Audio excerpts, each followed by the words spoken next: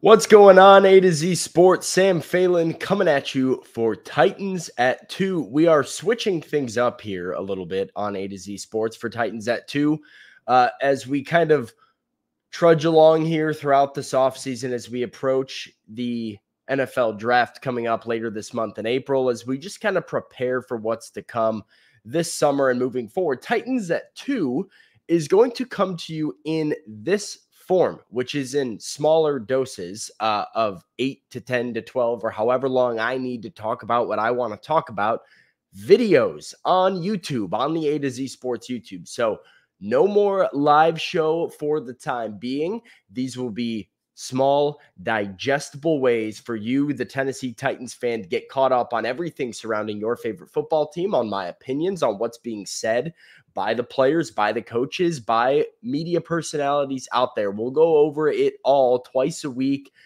coming out Mondays, Thursdays, with special occasions like today on a Tuesday for Titans at 2 because of the press conference that went down for new Titans cornerback L'Jarius Sneed. Now, I went to St. Thomas Sports Park this morning for Sneed's press conference, thinking we would hear from L'Jarius Sneed, and that would be all. But Titans general manager Ran Carthon also stepped to the podium. He took questions from the media about this free agent class, the haul that the Titans just brought in free agency. The number one spender, the biggest spender of any NFL team is the Tennessee Titans so far this offseason. So talking about some of the pieces they've added and what is still out there to go and get. So going to have some spark notes and some thoughts on all of that and some interesting and I think really encouraging content from L'Jarius Sneed, because the new Titans cornerback brought up what I think is the most important thing surrounding his Titans career and what will be his Titans career. And that is his health. That is his knee. If you have tuned into Titans at 2 in the past, you are probably aware that I was a bit hesitant for the Titans to go ahead and make this move of trading for L'Jarius Sneed, but then also for them to dish out a big contract extension. They gave him 4 years, $76 million with over $50 million in total guarantees, putting a lot of eggs in L'Jarius Sneed's basket. And I was worried about that because, one, I didn't feel like they necessarily needed to spend at the top of the market for a cornerback, but really, I was worried about the draft capital the Titans were going to have to give up in addition to that contract, and I was worried about the knee issues that L'Jarius Sneed has had in the past. Now, he has not missed a ton of games. These are not something that pops up when you just kind of look at a box score, look at L'Jarius Sneed's stats. He's been available for Kansas City, but he was also consistently on the injury report, popping up with knee swelling or inflammation or soreness or whatever it was that kept him on the injury report and kept him sometimes limited in practices throughout the year. Now, he played through it and he found a way to manage his knee. I had a question, however, about if you're giving a guy this big of a contract, 4 years, $76 million with $55 million in guarantees, that is high stakes for an organization. If you're trading up what I thought at the time might be a second round pick, the 38th overall pick that the Titans have in the 2024 NFL draft, that's worrisome with a knee. But here's where we're at.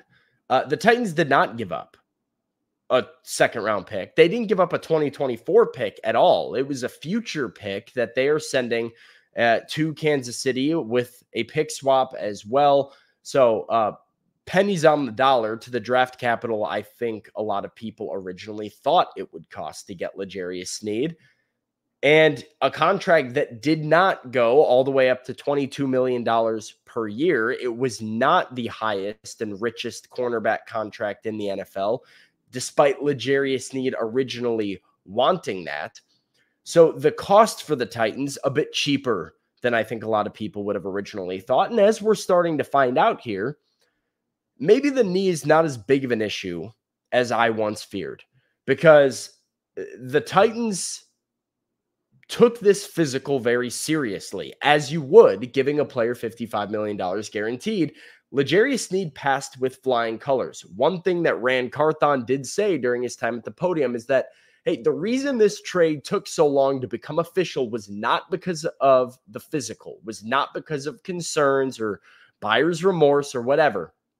Strictly logistics because of Sneed being on the NFL franchise tag and how they had to structure the contract because of the franchise tag. And then the Titans brass and the Chiefs brass leaving for the NFL owners meetings in Florida, and not everybody being in the same place at the same time really sort of slowed things down. So no hiccups, no worries with the physical. And as L'Jarius Sneed said when asked about it by Titans media today, the knee, not a problem.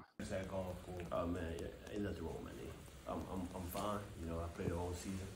And the years before that, I played as well. You know, I had a couple of problems. You know, I had banged up knee before, but I'm good right now. Nothing is really wrong with my knee. So it's not a situation that you have to manage going forward. No, I know what to do with my knee. You know, I'm coming out here to play ball.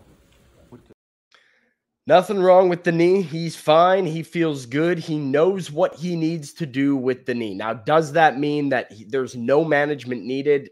Maybe not. Like, maybe this is still a situation that L'Jarius Sneed will need to manage, but he at least feels very confident that he will be able to do so. And I feel confident that the Titans feel confident that he will be able to do so. Otherwise, they would not have seen this move through. Why does that matter? Why is that so important?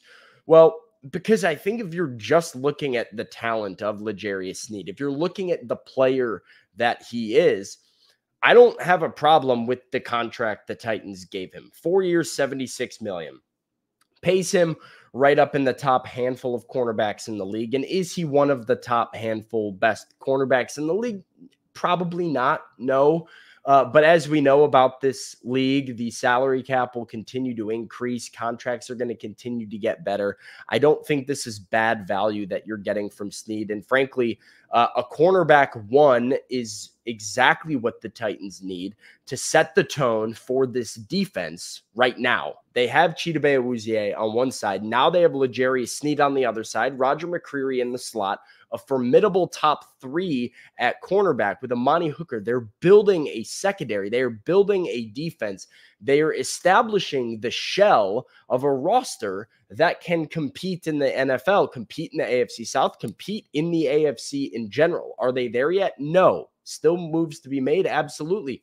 But the Titans are starting to build this because they can, because they have the financial flexibility to do it.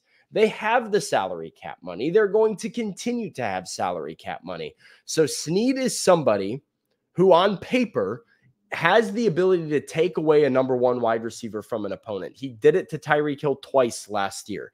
When a guy has that ability, it completely transforms the dynamic for your defense. He is a good scheme fit for Denard Wilson, and he makes everybody else around him better. There is so much to like in this player. As long as he's healthy and on the field, it sounds like he is. And Ran Carthon talks about just how good this secondary can potentially be if Sneed is on the field. Yeah, I mean, it helps us tremendously out from a coverage standpoint on the back end. And, you know, if you guys know Denard and what he wants to do, I think the guys that we signed in Cheeto and LJ, I think they both, you know, fit what he wants to do from a coverage standpoint. And then having Roger here. You know, Roger's played outside, he's played inside, and so he fits as well. So it gives us, you know, a legitimate, you know, top three out of the gate, and we're going to continue to add guys. I'm going to expect guys that were here last year to step up, you know, and earn those other spots. But we're bringing in scheme fits for what we're going to do defensively. Do you expect this group to be the best secondary in the league? That's up for them to decide. You know, we paid a lot of money to get those two guys on the outside, so I expect those guys to play, you know, really well. But I know one thing is that they'll be coached extremely hard. They'll be really detailed in the way they approach it. So I expect those guys to play well this year. Ran Carthon said it very well. They've paid a lot of money for these two guys, referring to Chidobe Awuzie and L'Jarius Sneed, and they need to play like they're paid. And step one of that is having availability. So I think if Sneed is out there, he will play up to his contract. The more I hear about L'Jarius Sneed and the closer we get to the season, the more I'm starting to really support this move that the Titans made and think this could be very good for Tennessee. So I'm swinging that direction. What else is to come right? The Titans still do have cap space. The Titans are not by any means done adding pieces.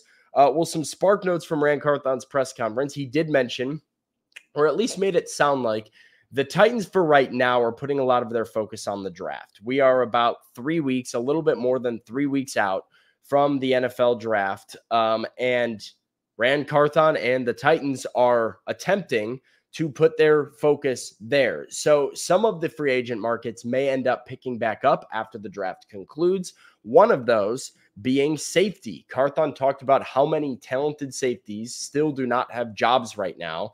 And that being a market that potentially moves once the draft process has concluded. I would expect the Titans to be players in that market.